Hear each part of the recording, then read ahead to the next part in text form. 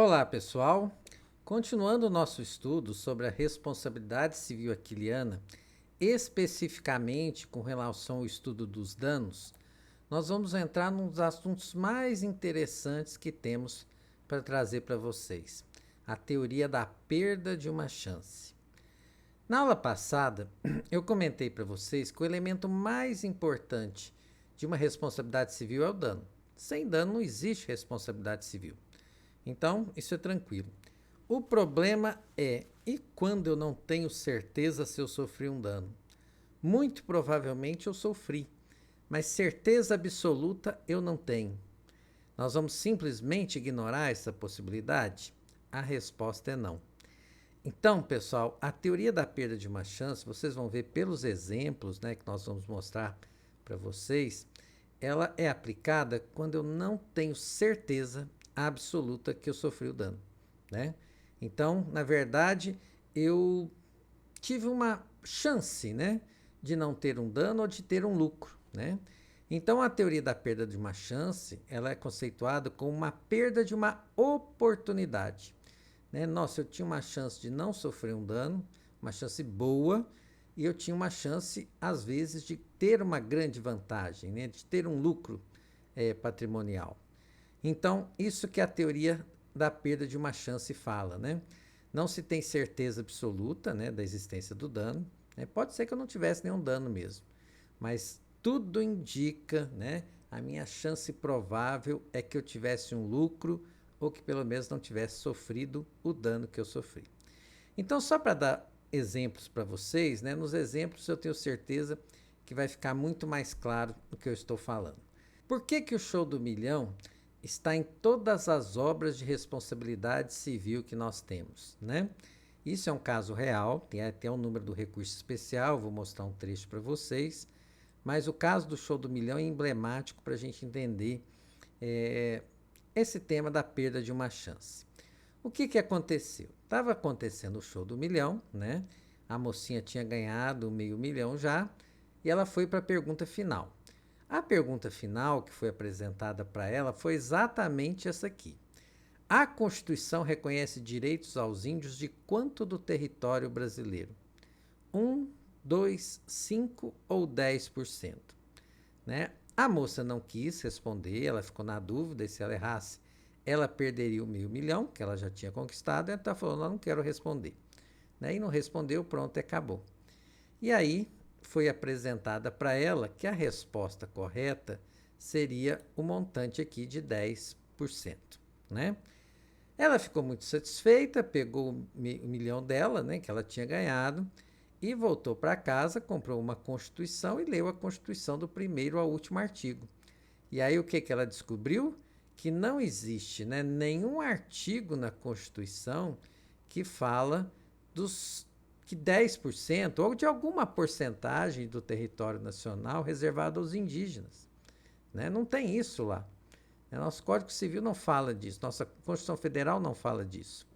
E ela falou, poxa, me colocaram uma questão errada para me prejudicar. Então ela entrou na justiça querendo o $500.000 dela. Primeira instância ela ganhou, segunda instância lá no Tribunal de Justiça da Bahia ela ganhou também, até que a questão chegou no STJ. E o STJ falou assim, pera lá, vamos pensar isso direito, né? De fato, a questão era errada, a questão era nula, isso não se discute, né? Mas se fosse uma questão correta, qual que é a chance que ela teria de acertar? E foi isso que o STJ decidiu, né? Ela teria a chance de acertar 1 em 4, 25%. Então o STJ mandou pagar 25% do valor do prêmio. Então o STJ entendeu o seguinte, não é que ela perdeu $500.000. O que na verdade ela perdeu foi a chance de ganhar $500.000. Foi a oportunidade de ganhar $500.000. Isso que ela perdeu. E a chance dela ganhar $500.000 era 1 em 4, 25%. E aí o acórdão é esse que vocês estão vendo aí, né? Depois vocês dão uma pausa no vídeo e leiam o acórdão. Então, isso serve para mostrar, seria justo deixar a moça simplesmente sem qualquer indenização? Não, né? Mas também não posso considerar que ela iria acertar a questão. Ela tinha mais chances de errar do que de acertar. Então foi essa visão que o STJ teve.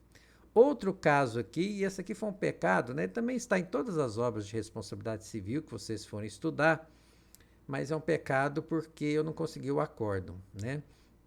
Mas a questão é o seguinte: imaginem vocês um candidato aprovado em várias fases de um concurso público, né? No dia da última etapa, que é uma prova oral, ele pega, né, extremamente bem preparado, ele troca de roupa, vai para o ponto de ônibus aguardar, né, o ônibus, e na hora que ele está lá esperando o ônibus, vem um motorista embriagado, sobe no passeio e atropela no ponto de ônibus. E aí ele não conseguiu, né, prestar o concurso e perdeu o concurso, né? Que ele sofreu danos? Sofreu, né? Mas eu queria saber com relação ao concurso especificamente, né? Ele tem algum prejuízo com relação ao concurso, que ele estava tão bem e não pôde fazer a última etapa por causa do motorista? E aí eu tenho certeza que vocês estão pensando, ele poderia passar na última fase e aí ser um concursado e ganhando muito bem, mas poderia também não passar. E se ele não passasse, ele não teria dano nenhum. Então, o que nós temos aqui? Uma dúvida. Será que ele sofreu dano mesmo ou não? A chance dele ter sofrido é grande. Mas eu não posso dar uma certeza que ele sofreu dano, né? E aí surge a teoria da perda de uma chance, né?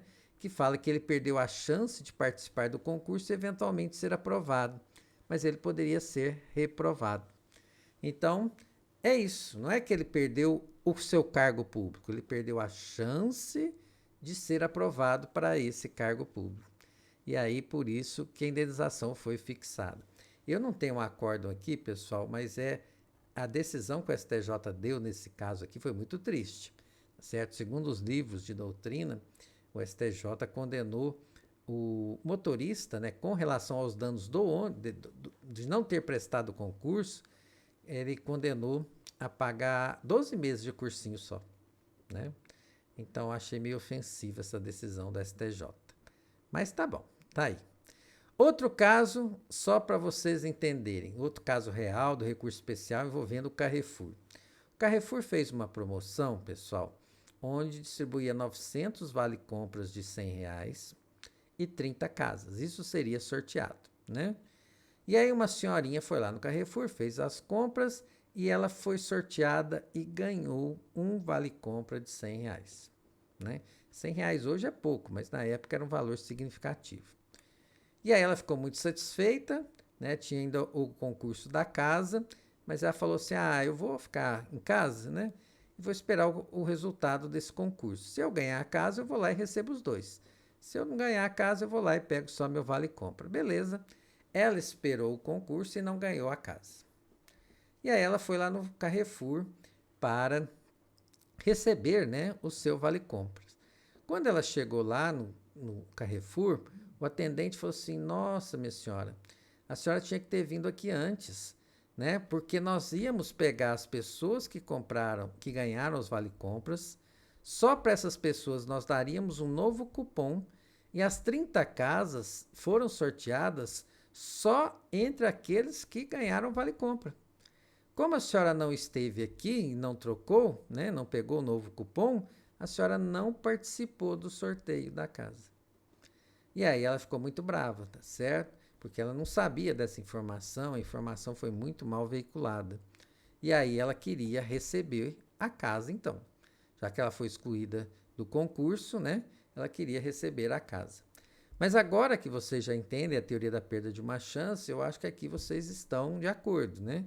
Ela não perdeu a casa, ela perdeu a chance de ganhar uma casa.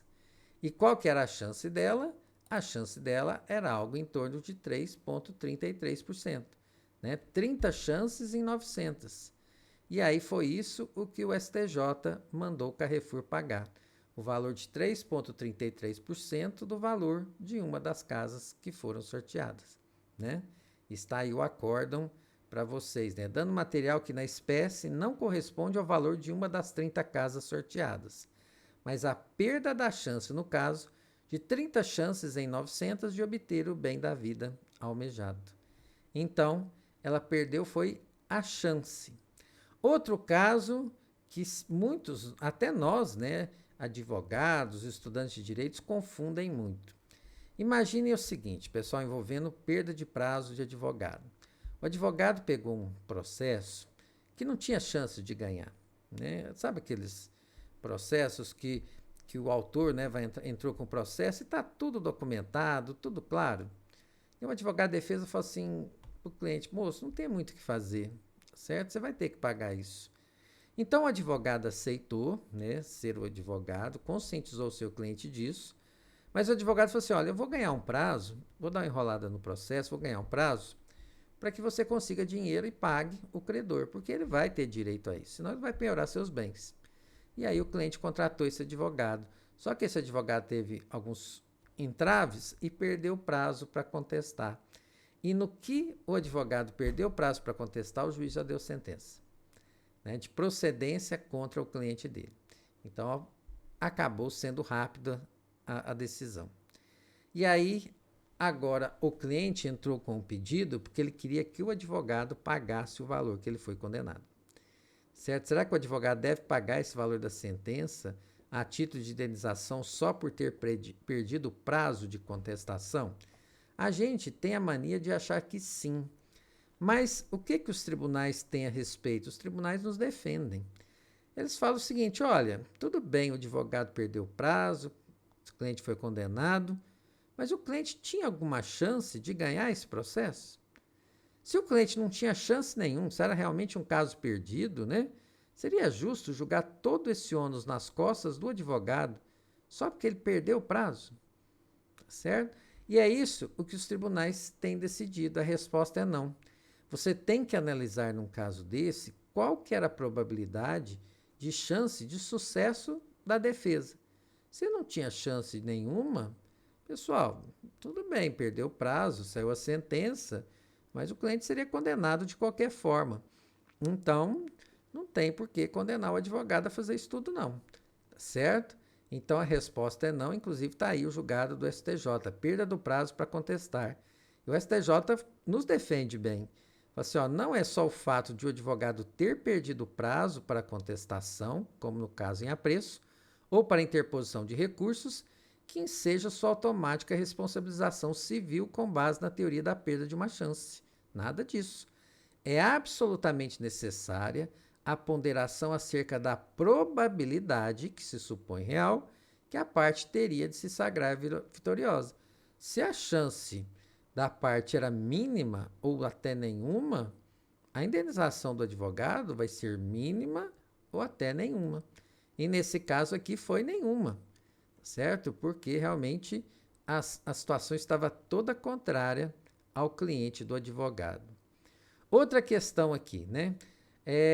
Vocês sabem que um médico, né, que comete um erro e mata um jovem de 20 anos, ele tem que ser, né, a indenização por dano moral nesse caso, né, tem o caráter punitivo do médico, então tem que ser bastante alto. A gente não nega esse fato. Mas olha só essa questão aqui, né? Eu não estou falando de um jovem de 20 anos, eu estou falando de um paciente em estado terminal, sem chances de sobrevivência. Sabe aquela situação? A pessoa está lá com um tumor alastrado no corpo inteiro, não tem chance de sobrevivência. E aí o que o médico vai fazer? O médico vai fazer cuidados paliativos para que ele não sofra tanto até que o momento da morte chegue. Então o paciente, nesse caso, né, teria lá uns 6 meses de vida, 8 meses de vida. Né, ia morrer mesmo, não tinha o que fazer. Só que o nosso paciente aqui, nosso médico, melhor dizendo, ele foi tentar fazer uma terapia um pouco alternativa, um tratamento diferente. E aí, na hora que ele tentou fazer esse tratamento, o paciente morreu porque o médico errou no tratamento, né? Então, é um erro médico em um paciente em estado terminal. E aí, o que o paciente perdeu foram lá uns 6, 8 meses de vida. E aí eu pergunto, tem responsabilidade civil pela morte do paciente? Lógico que tem. Mas aí que vem a pergunta que eu queria fazer, né? Mais importante. Nesse caso, o valor que tem que ser pago pelo médico, né? É por erro médico, tanto faz se é um jovem de 20 ou se é um paciente terminal, o valor tem que desconsiderar esse fato, o importante é a vida. ou vocês acham que o valor tem que ser reduzido, né? Porque era um paciente terminal, né? A vida já estava aproximando-se do final, realmente não seria justo condenar o médico como se ele estivesse tratando um jovem de 20 anos, né? Qual a decisão que vocês acham mais justa? Eu vou mostrar aqui, mas eu sei que eu não vou agradar a todos, né? Mas é a decisão do STJ. O STJ mandou pagar um valor reduzido, né? Porque realmente não estamos falando de um jovem, né? Estamos falando de uma pessoa que estava nos seus últimos momentos de vida, certinho? E aqui está o julgado do STJ a respeito disso. Nas hipóteses em que se discute erro médico, a incerteza não está no dano experimentado, notadamente nas situações em que a vítima vem a óbito. A incerteza está na participação do médico nesse resultado, à medida em que, em princípio, o dano é causado por força da doença e não pela falha do tratamento. Traduzindo, o STJ falando, meu amigo, a morte dele veio, né, pela doença. Eu quero saber o seguinte, qual que é a porcentagem de responsabilidade do médico por ter antecipado esse momento, né? Basicamente foi esse o entendimento do STJ. Então, pessoal, eu vou parar aqui. Eu poderia ficar aqui horas citando casos, né, de teoria da perda de uma chance, e eu tenho certeza que nenhum dos casos que eu falei aqui para vocês eu tive unanimidade dos meus alunos, né? Sempre alguns alunos achavam que deveria ser diferente e tudo mais, mas a teoria da perda de uma chance é assim, ela não é matemática. Tem gente que gosta da decisão, tem gente que não gosta. Então, ficou claro nessas explicações, o que eu procurei explicar é isso, né? É que nós não temos certeza do dano. O que eu tenho certeza, tá certo? É da probabilidade de não sofrer um dano, da probabilidade de ter um lucro. E aí a indenização vai se basear nessa probabilidade. Certinho? Qualquer dúvida, pessoal, vocês sabem onde me chamar. Um grande abraço para vocês.